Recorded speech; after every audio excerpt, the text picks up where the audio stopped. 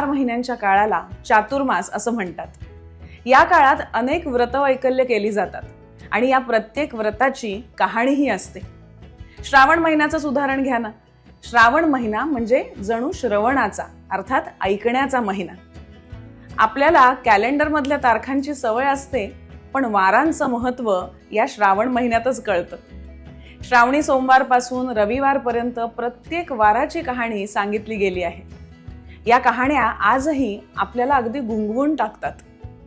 एक आटपाट नगर होते अशी सुरू होणारी कहाणी एकदा सुरू झाली की आपण त्या गोष्टीत अगदी रमून जातो। मुळात गोष्टी ऐकायला आपल्याला आवडतच। त्यात या गोष्टीत सहजपणे अगदी आयुष्याविषयी, माणसांच्या स्वभावांविषयी, नातेसंबंधांविषयी काय काय सांगितलेलं असतं। उतू नये, मातू नये, घेतला वसा टाकू नये, हे संस्कार या कहाण्या आपल्यापर्यंत पोहोचवत असतात।